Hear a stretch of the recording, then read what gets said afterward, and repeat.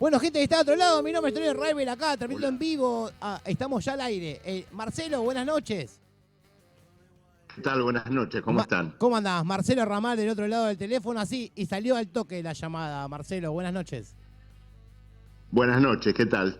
Bueno, ¿cómo andás? Bueno, un gustazo que nos atienda desde el teléfono, que te tomes unos tiempos a hablar para nosotros. Estamos hablando con Marcelo Ramal, dirigente de Política Obrera, un dirigente histórico, ¿no?, de lo que es la izquierda en Argentina. Y la verdad que, bueno, nada, es un golazo poder hablar con vos y poder que la audiencia también escuche algunos otros temas diversos, ¿no, Marcelo? Bueno, ¿Estás ahí, gusto Marcelo? para mí poder comunicarme con ustedes. Bueno, muchas gracias. Bueno, Marcelo, vamos a meternos de lleno, vamos a decirle, ¿cuál sería una medida, a la crisis que estamos viviendo hoy por hoy en Argentina? ¿Cómo sería la salida socialista, la salida de la izquierda? ¿Cuál es tu mirada, por ejemplo, con el congelamiento de precios, ¿no? Con una medida tan... ir a las empresas y pedirle permiso, ¿no? Vamos a decirle. ¿Qué opinión tenés, por ejemplo, sobre eso? Sí, es una medida que tiene mucho más que ver con el show, para decirlo de alguna manera, el armar un escenario que con la realidad.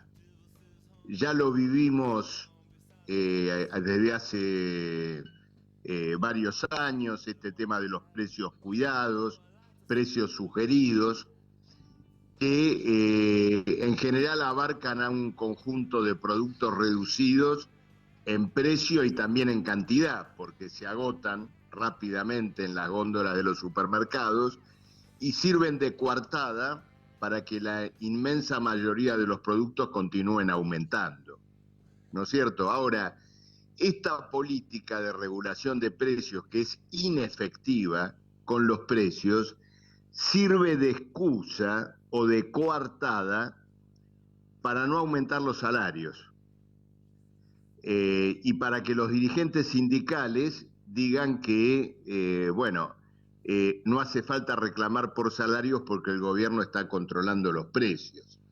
Lo conocimos ya en los primeros gobiernos del kirchnerismo. Es como y la sabemos, excusa, ¿no?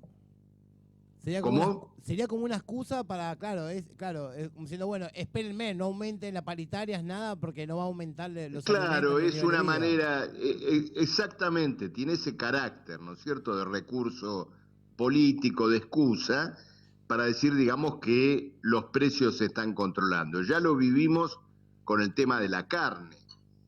Es muy claro que estos acuerdos de la carne se hacen porque los frigoríficos de exportación pactan la entrega de los productos que no pueden vender al exterior, como el asado, por ejemplo, y como a la vaca hay que carnearla toda, es decir, hay que carnear las partes que se exportan y las partes que no. Entonces los acuerdos de la carne consisten efectivamente en que los descartes del mercado externo se venden al precio, digamos, a un precio pactado. Es lo mismo Por supuesto parecido, Marcelo, es lo mismo para ir un poco de historia argentina con los frigoríficos Swift, si no me equivoco, en la época cuando las achuras se la dan a los empleados porque para Europa no comían achuras en Europa, ¿no? Y la achura en el asado argentino empieza como esa cosa que le daban a los empleados las achuras que tiraban, ¿no? Y ahí empiezan a poner claro, achuras arriba, medio como volvemos a esa época, vamos a decirle. es una variante de Claro, eso, es una variante. y por supuesto es reducido, ¿por qué? Porque los cortes que se venden en el mercado interno es directamente relacionado con lo que se exporta. Claro. Superado ese nivel ya no hay cortes promocionados porque tienen que carnear una vaca entera, en este caso ya para el mercado interno.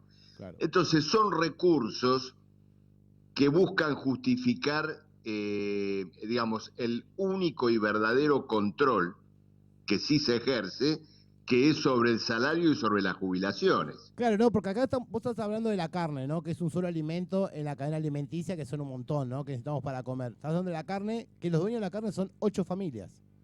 Entonces, como que, bueno, el Estado tiene la potestad para, a través de una ley, un impuesto, sacarle, no sé, impuestos a la gente, imponer leyes, todo, pero a estas 8 familias no le podemos decir nada, ¿no?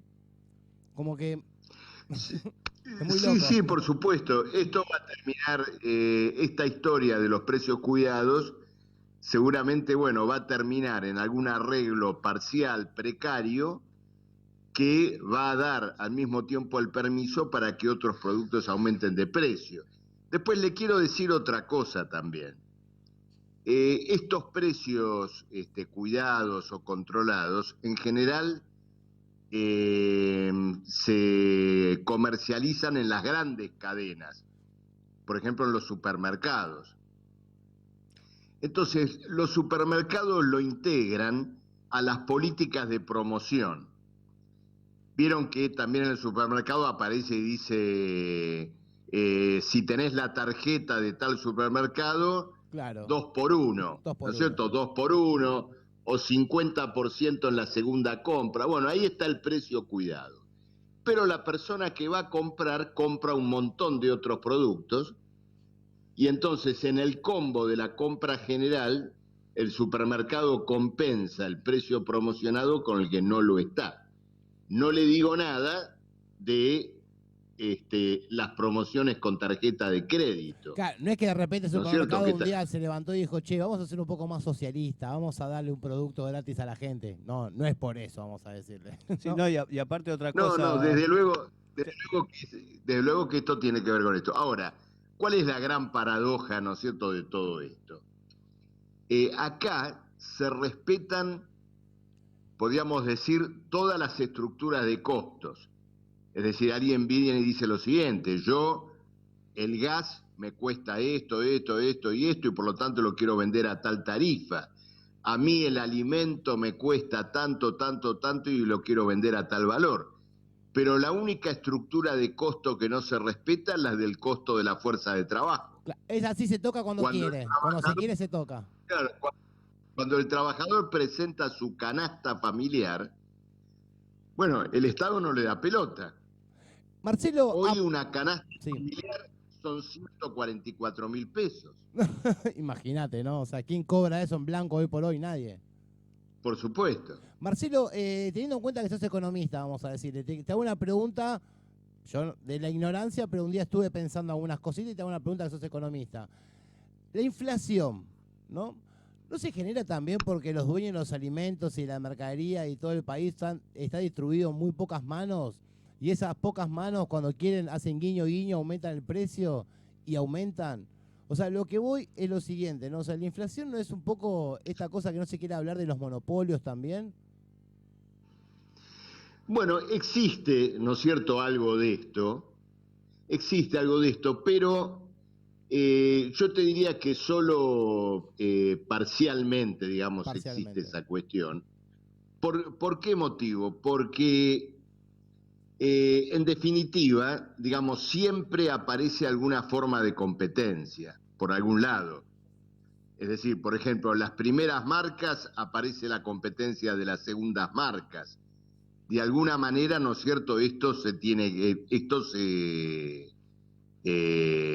termina procesando, o un producto de importación termina desafiando al monopolio local.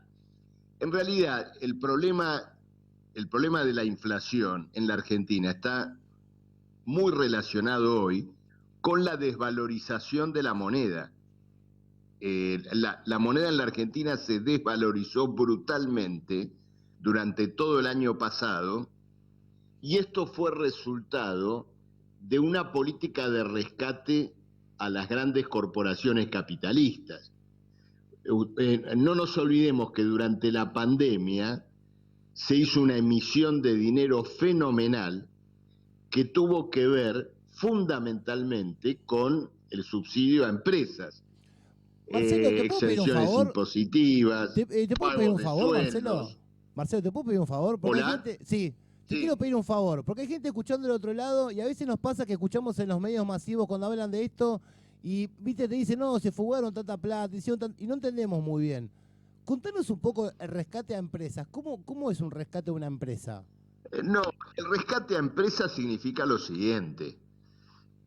Digamos, hay distintos rescates, pero ¿qué es lo que se hizo durante la pandemia? Por Durante la favor. pandemia se le entregó dinero, por ejemplo, para pagar los sueldos, se las eximió del pago de impuestos y esto, naturalmente el Estado tuvo que emitir dinero para reemplazar esos impuestos eximidos.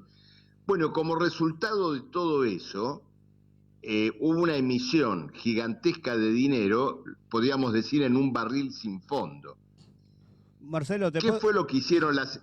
Marcelo, una cosita que me llamó la atención, algo que, sí, dijo Vidal hoy, que bueno, por razón de la emisión excesiva de billetes, aquí tenemos la inflación. Y sí, por parte tiene razón, pero en los 4 años de gobierno Mauricio Macri no hubo emisión de billetes y sin embargo dejaron al gobierno con un 50% de inflación. Sí, por Creo que no supuesto, tiene porque mucho que ver con eso también.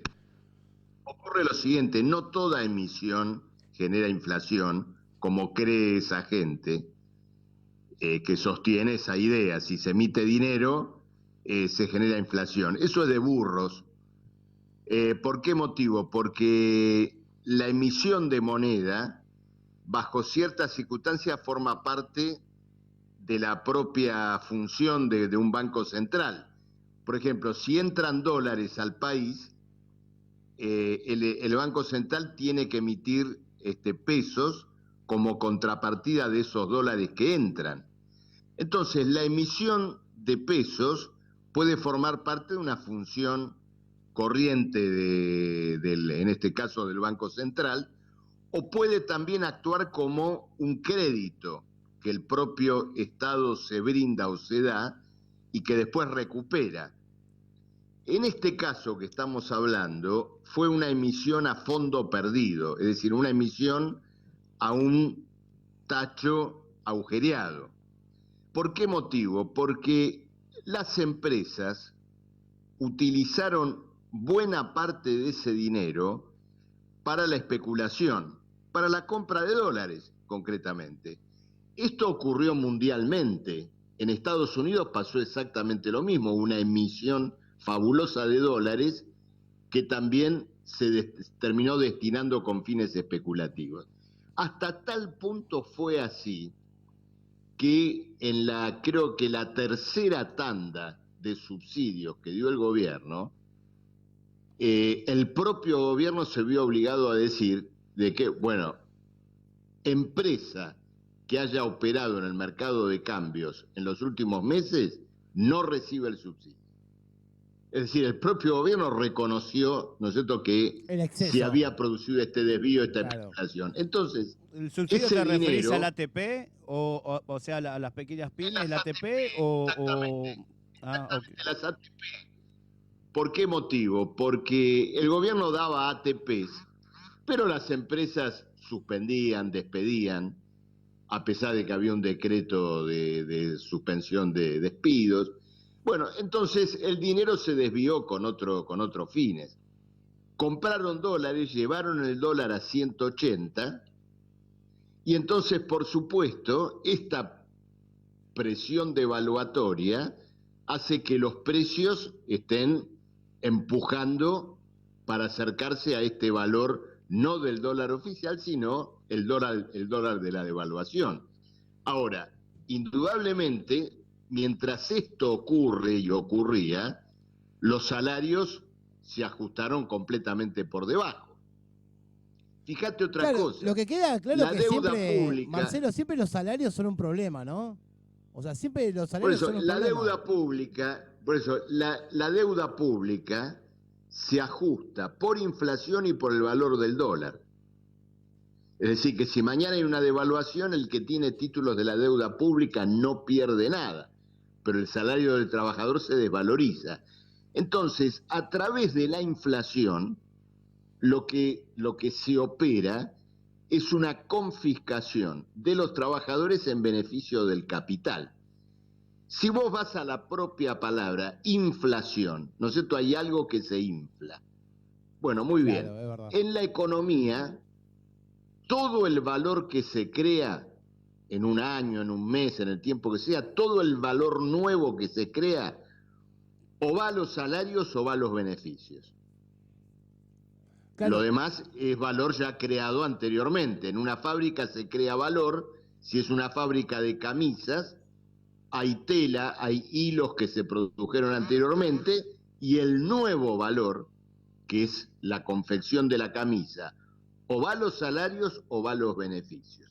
Nosotros tenemos una inflación de beneficios, es decir, que todos los precios y los valores deformados y subidos para arriba son los beneficios del capital, los beneficios de las grandes empresas alimenticias, de los bancos, de los titulares de la deuda pública. Entonces, a través de ese proceso inflacionario se gestó una transferencia de riqueza del trabajo al capital. ¿No te parece, Marcelo, que también que más allá si uno de izquierda, de derecha, ¿no? Vamos a decir, vamos a hacer un juego de mesa, ¿no? Sos de derecha, izquierda, no importa quién seas. Vos explicás lo que estás explicando ahora, vamos a decirlo ahora. O sea, no hay mucha discusión al respecto, vamos a decirle, ¿no? Porque vos tenés un pueblo que 11 millones de personas comen en comedores, con el 50% de desocupación. Que la gente que tiene un salario en blanco, vamos a decirle, que es como algo como re loco, no llega a la canasta básica. ¿Qué es lo que estamos festejando, no? O sea, como que yo a veces me pasa con la gente que digo, me pongo a discutir y digo, no hay discusión sobre esto, ¿no? No somos Suiza que no sabemos qué hacer con la plata. Es un país totalmente empobrecido y seguimos alimentando el capital y pidiéndole permiso a la empresa, vamos a decirle. Bueno, esto que vos decís es la razón de esta crisis de la Argentina que tiene características históricas. Porque todos los problemas de carácter político, es decir, lo que se está discutiendo ahora, cómo se va a gobernar después del 14 de noviembre, quién va a gobernar, en qué términos, toda esa discusión tiene que ver con una crisis de la Argentina relacionada con todo esto que vos describiste recién, el empobrecimiento masivo. Una clase social, una clase dirigente dominante que ha llevado a la Argentina a todas esas cuestiones que vos planteaste recién, bueno, ha demostrado su total incapacidad para gobernar. Sí, yo creo, Marcelo, es el problema que más temprano que tarde se va a poner de manifiesto. Es más, te digo que, mira, te doy un ejemplo que yo hace lo también hablo, me gusta mucho a mí la política, no soy partidario, pero me gusta la política, vamos a decirle. Si vos te pones a ver cuál fue el manifiesto del peronismo de acá, acá te digo, Marcelo, el operador va a salir a la yugular. Si vos te pones a ver la base del peronismo en su momento, en su primera época, que era recuperación de empresa pública, poner todo en manos del Estado, de la banca nacional, no importa, pero no quiero hablar de peronismo. Pero las bases fueron eso. Vos te pones a ver después hoy por hoy y la izquierda está haciendo eso. Porque nadie discute el rol de las empresas públicas, de estatizar los recursos naturales. O sea, ¿me entendés lo que te estoy diciendo, Marcelo, no? No te estoy diciendo que ustedes son peronistas, no estoy diciendo eso. Digo, ¿cómo se corrió el eje, el péndulo se corrió? Que de repente yo me pongo a pensar y digo, la izquierda históricamente siempre está reclamando eso. O sea, no puede ser que el país esté vendido y que sigamos manejando las migajas. Sí, lo que vos decís es cierto, pero yo te hago acá una pequeña precisión que me parece importante como socialista. Nosotros no defendemos un estatismo abstracto o como un fin en sí mismo. Si vos me preguntás, ¿el programa de la izquierda es una suma de empresas públicas? No. El programa de la izquierda es luchar para que los trabajadores gobiernen y adopten las disposiciones económicas que la mayoría trabajadora juzgue conveniente. ¿Por qué te digo esto? En la Argentina hubo muchas empresas públicas y las hubo bajo el peronismo, pero hay que hacer un balance de todo eso. Esa fue también una forma de rescate al capital. Porque te voy a dar un ejemplo de la época de la YPF estatal. La YPF estatal contrataba empresas privadas para que le saquen el petróleo y se los pagaba 100. Y después vendía nafta en las estaciones de servicio de YPF a 50. Entonces, bajo la fachada de una empresa pública, funcionaba un gigantesco subsidio al capital. ahí entendí. Ah, mirá vos, claro. ¿Me entendés? Sí, Entonces, sí, ¿qué claro. ocurre? Un 50 ponía el ¿Qué Estado, para ocurre? que vos Yo pienses soy, que por valía eso, 50. Claro. el capitalismo de Estado es una forma de gobernar, ¿no es cierto?, para la defensa de los Claro. intereses capitalistas. Cuando YPF se fundió como resultado de esa política, entonces la privatizaron. Ahí tenés vos las dos caras de la moneda, Qué buen estatización ejemplo y ese, ¿eh? privatización. Claro, porque una cosa es Entonces, que por yo piense supuesto que va... que, desde luego que un gobierno de trabajadores, un gobierno socialista, centralizaría los grandes recursos económicos, la energía, el transporte, la banca, no cabe ninguna duda de eso, pero en función no del rescate de otros intereses Tal cual. capitalistas, sino en función De los de trabajadores. un desenvolvimiento del rendimiento del trabajo en el conjunto del país. Claro, puesta en el bien público y no en el bien empresarial, vamos a decirle. Claro, pero esa es una diferencia muy importante, por eso, digamos, no se trata de hablar de estatizaciones, de revolear las estatizaciones por el aire, sino de explicar cuál es la función que para nosotros como socialistas tiene, en ese caso, una estatización. Bueno, Marcelo, estamos hablando con Marcelo Ramal, dirigente histórico de la izquierda, ahora está en política obrera con Altamira. Marcelo, la verdad que la charla estuvo interesantísima. Muchas gracias, porque a veces también, a veces nos pasa que, más allá de hablar de política, está bueno hablar un poco de economía, y porque a veces nos llega información de los medios masivos que no entendemos mucho o es difícil digerir. Y hoy estuvimos hablando un poco, ¿no?, de distribución de riqueza y de economía, más allá de la ideología política. Eso me parece súper interesante esta conversación de hoy. Bueno, me alegro Marcelo, que hayamos podido contanos cómo... tener este intercambio. Sí, Sí. termina, perdón, disculpa, termina. No, me alegro que hayamos podido tener este intercambio, me parece muy bien. Sí, está bueno por lo menos conocer otras visiones, más allá si uno está a favor o no importa, pero está bueno tener otras visiones de los temas, vamos a decir, ¿no? Que todo el tiempo nos bombardean y nos dicen que está bien, que hay que bajarse los pantalones y que decir, sí señor, perdone, ¿no? Así que bueno, Marcelo, contanos cómo viene de cara al futuro tu trayectoria política, qué es lo que se viene. Bueno, hemos constituido política obrera como tendencia pública del Partido Obrero y estamos trabajando muy intensamente en esta crisis nacional sobre la cual un poco hemos hablado durante el programa, y estamos en una campaña política para promover, para desarrollar entre el mundo del trabajo, la juventud, los barrios, la propuesta de un Congreso de Trabajadores. Es decir, que todos los sectores que hoy están discutiendo o están luchando por sus reivindicaciones más importantes, tengan una discusión, establezcan un programa y podamos lograr que en una situación de la Argentina tan crítica como la que estamos viviendo, el mundo del trabajo, la clase obrera pueda establecer su propia salida. Esto nos parece muy importante porque es indudable que hoy vos hablabas de Vidal, otro puede hablar de otro, es como que en las trastiendas de la política se está discutiendo una salida o algún tipo de pacto a espaldas de los trabajadores.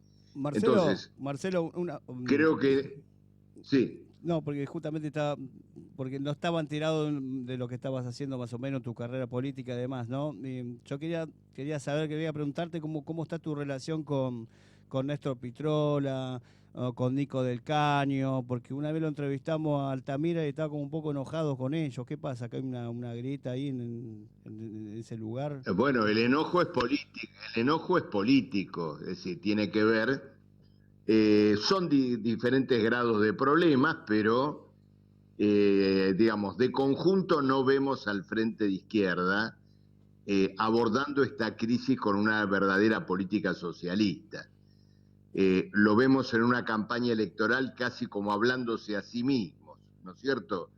En un momento donde la izquierda debería dar, digamos, un planteo de salida a esta crisis, bueno, aparecen detrás del objetivo estrecho de vótenme para que más diputados, ser una tercera fuerza. Bueno, una mira estrecha en relación a la profundidad, ¿no es cierto?, de la crisis que tenemos. Marcelo. Luego, en el caso... Sí. Sí. No, por favor, termina, discúlpame. Sí, no, en el caso, bueno, vos sabés que nosotros somos militantes y, bueno, particularmente en el caso de Altamira, fundador Sí, del obvio. Partido Obrero, Sí, bueno, obvio. formamos parte de una corriente de militantes que cuando planteó el derecho a formar una tendencia fue expulsada del Partido Obrero. Entonces, esto traza una línea demarcatoria muy clara con quienes han adoptado una política de verdadera liquidación del Partido Obrero, que a través de política obrera vamos a luchar por reconstruir. Igual, Marcelo, te digo algo, te soy sincero, no sé lo que te iba a preguntar luego, no sabía, pero no quería preguntártelo yo, pero te lo quería preguntar, ¿no? Es como que también estaba dudando, vamos a decir, preguntártelo, pero hago un comentario, con todo respeto, Marcelo. Más allá de todo, quizás estaría bueno buscar algún punto de encuentro el día de mañana, ¿no? Porque está bueno hacer un frente de izquierda, porque igual, o sea, acá en el programa nuestro nos pasa que todos no estamos de acuerdo en lo que pensamos políticamente, pero venimos a hacer el programa, vamos a decir. Desde ¿no? luego. Como que está bueno, te lo digo como por decírtelo, no, me estoy metiendo en una trayectoria de 40 años de historia, ¿no? O sea, ya sé. Coincido con vos, hasta tal punto coincido, que Política Obrera propuso hacer una paso de toda la izquierda. Claro, tal cual. Ahora, el FIT no lo aceptó. El FIT no lo aceptó. Los dirigentes del Partido Obrero Oficial pusieron un veto a esa posibilidad y a nuestra inclusión en esa interna. A mí me hubiese gustado, te digo, un las paso entre la izquierda, un las paso entre la izquierda en general, hubiese estado bueno. Claro, pero esto no fue aceptado. Claro. Ni por el FITU y particularmente por, digamos, el Partido Obrero Oficial. Así que, bueno, Marcelo, gracias. Te mandamos un abrazo gigante. Un abrazo grande. Que queden claro que este tema al final, o sea, estuvo bueno hablarlo porque queda, ¿viste? La gente quiere saberlo, pero... Por supuesto, todo tiene que ser clarificado, claro, me parece muy bien. Me parece muy bien. Y te digo algo que quizás no te acordás de nosotros, hace un montón de años que te entrevistamos en otra radio, y yo sé algo de vos de chico, que tu sueño era ser relator de las canchas de fútbol. Más o menos, yo sé. Te maté con no esa, sé si ¿no? relator o locutor, Era poco. el que decía las propagandas en la cancha de fútbol.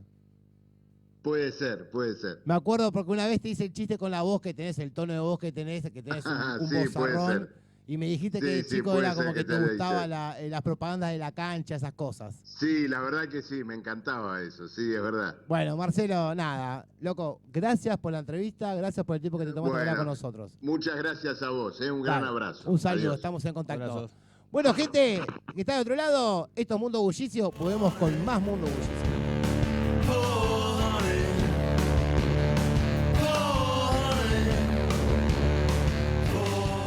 Volvemos con más Mundo Bullicio.